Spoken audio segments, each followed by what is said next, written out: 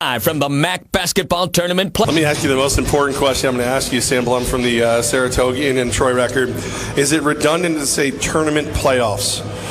Certainly. I don't know. What? Thank you. He writes for a living. I don't think so. He does write for a living. I would never write that. Well, yeah, he has a greater command of the English language than, of course, you do, obviously. I would say this, that you can have a tournament and you can also have playoffs. Hey, let me look at this newspaper that I'm looking at, the 2017 MAC basketball tournament. It says playoffs. No, it does not. No, it does not. I mean, you could have an in-season tournament. I'll let that slide for now. He's just trying to get every word out of our voice guy he can get. Sam, you're joining us here. The men get underway in just a little bit. 5 o'clock, the first tip-off. Quinnipiac takes on Niagara. What's the game that's got your interest today? Today? I'll say Ryder and Manhattan, honestly, and if only because it's the hashtag Mac After Dark game, which it probably wouldn't start until like 10:30 p.m. But no, I mean, I actually went down and saw those two teams play in January down at Manhattan, and Manhattan was able to win that game. And Zane Waterman scored 35 points. He's a really good player. Manhattan's, if any team, they're probably 9th or 10th best team in this league, and at 9 or 10 in this league, like you can win a game or two here. So I think that they have a chance against Ryder. They did lose to them on the road last week, but they have that win against them this year. So I think it'll be a good game. And Ryder, if they win a game, they're a pretty good team too. So it's certainly, I think one of those two teams could maybe do a little damage in this tournament. Levack and I were seeing how exciting it is for these conference tournaments because you never know that one team that can make the run, be the dark horse in this MAC tournament. You touched on Manhattan a bit. Could it be the Jaspers, or do you see another team maybe making a run here and possibly getting the NCAA tournament bid? I don't know if any one of those teams from the very bottom part of the league are going to make a run. I think if you're going to have a surprise team, I would look at the 3 teams after Monmouth, because Monmouth is far and away the cream of the crop of the MAC, and then there's Monmouth and there's everyone else. So if anyone is going to make a surprise run, I'd probably look at a team that starts in the quarterfinals, maybe in Fairfield too, like those second 4 teams. St. Peter's the best defensive team in this league. You obviously have Siena playing at home. Fairfield, they just swept that Buffalo road trip, which is tough to do. Even Canisius, there was one team. If any team in the bottom half of this league is going to do anything, it'll be Canisius, number 7 seed. They've, the two games I saw them, they, crushed Siena. So don't say that out loud. Come on. Sam Blum joining us, Saratoga and Troy Record, nice enough to correct Gaz's grammar while we're here. So all right, so we're the Siena road. You brought up the home court advantage. Is that going to be enough? Or can you see them actually making their way to playing Monmouth in the semifinals? I think they can play Monmouth. I think it's a really tough draw. The fact that they tied Iona but then lost the tiebreaker only because Iona beat St. Peter's twice. It's a really tough draw because you win that game against Fairfield, which I think they can. And if I was betting, I'd probably think Siena was going to win that game. But then you have Monmouth 18 hours later at 4:30 on Sunday, and that's tough. That's a real tough bracket.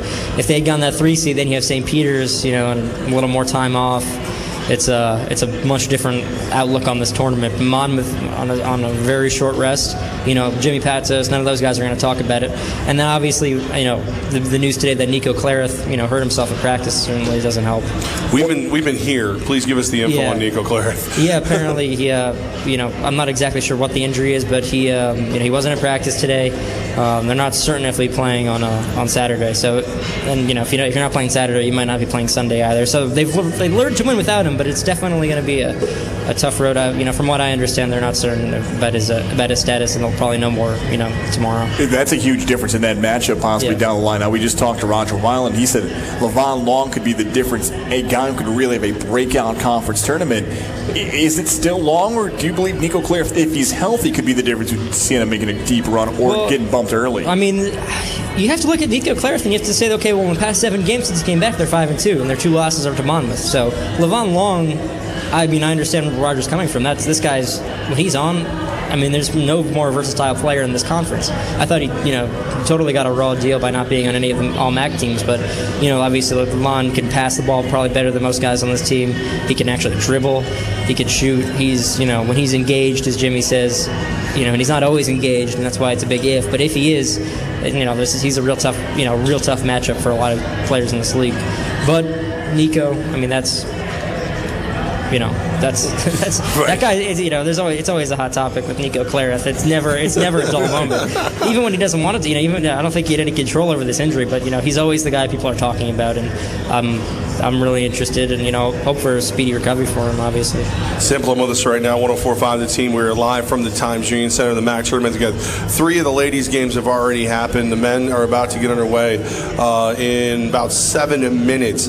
As far as the women go, Siena gets the 4 seed on that side as well. Is that? I know most everybody's talking about the men's side. What have you heard so far?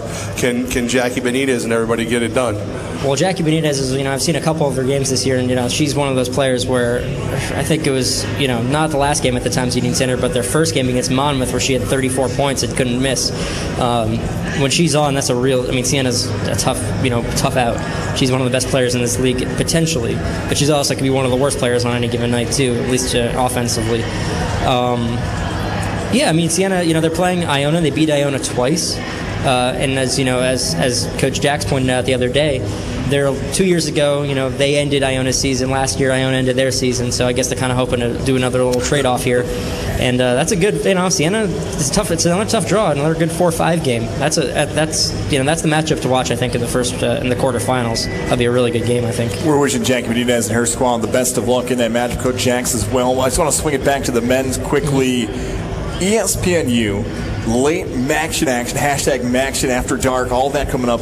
Do you feel like Coach Patsos is a different coach when the game's televised with the national audience and it was just localized here? I think it's a really interesting question because yesterday he said something that I didn't necessarily agree with, which was that he preferred to have that 9:30 game, knowing that the potential for a 4:30 game on Sunday, knowing that it certainly puts them at a disadvantage with maybe getting fans out here as well. He said he'd rather have that game because it's an ESPNU game, because that is really important for the school. I don't agree with that. I think when you get to this point of the season, heck, if you're playing on CBS next week or 2 weeks from now, that's way more important than playing on ESPNU on Saturday. But I understand where he's coming from. They might be a different team. He might be a different coach when he knows that there's that national audience. You saw what they did against Monmouth last week on ESPN2. That was a great game. They played their best game of the year. That was probably, as Patso said, probably the best game in the MAC all season for any game. I hope you guys got a chance to see it. It was awesome. Yeah. Do you really? They do. They step up a little bit under the spotlight. They're PT peers, as Vitale would say. Yeah. In that instance, they were, and that was the game I think that put them on the map this season. They beat Iona on the road, but that game in Monmouth, because it was on national television, it was against Monmouth. It was, senior night there. They outplayed them for large chunks of the game, and I don't know if Siena has anything to kind of hang their hat on. It's the knowledge that they probably can beat this team if on a pretty good night. All right, Sam, who wins the men's tournament? I'll go on the upset pick, and I'll say St. Peter's. Okay. They're the hottest team besides Monmouth right now. You look, people think that's a good draw to get St. Peter's, but if I was on one of these teams, I certainly wouldn't want to be playing them. They're a really tough team to play. All right, Sam, who wins the women's tournament? I think at women's basketball, the top tier teams tend to get it done. I'll say Quinnipiac. Ryder will give them a shot, but I think Quinnipiac has it. If St. Peter's wins the men's bracket, no chance Monmouth sneaks in as an at-large? I know the resume is not as good as last season, but this Monmouth team's still pretty hot. I think as Jimmy says, this Monmouth team's probably better than last year's team. If you're looking at the eye test, I certainly think they deserve it. If I was on the committee, I'd probably push for them, but I get to see them play, so I don't know. I think that, I certainly think they deserve it. I don't think they'll get it, though. Well, Sam, I know you write for the Saratoga and you write for the Troy Record, and you're a knowledgeable guy. You watch more ball than me, but you're wrong. Siena wins both. I think. Hey, it's not out of the realm of possibility. It certainly isn't. Would it absolutely shock you if Siena was able to squeak out a win? Obviously, if Jimmy and the boys beat Monmouth, it wouldn't shock me in the slightest. They got the home games. I think it's just really tough with the draw and the short break on Saturday and Friday and Saturday. Saturday and Sunday. But yeah, they can certainly do it, and I wouldn't be surprised in the slightest. I got 30 seconds for you. I got to sneak it in. Does Syracuse get in the NCAA tournament in 2 weeks? It's a big game on Sunday, or is it Saturday rather? Actually, Yep. Yeah, Georgia Tech. Yeah, if they win that, they're in. I'm pretty sure they're in anyway. That's the best answer to the interview right there. Yeah, you gotta. I'm shocked it took him so long to actually take I was over. waiting for it. Yeah. Look at it. Sam, we appreciate you. We'll look forward to running into you throughout the tournament. Yeah. 3 games coming up today, and then we've got our top 5 at 5 coming up live from the TU Center next.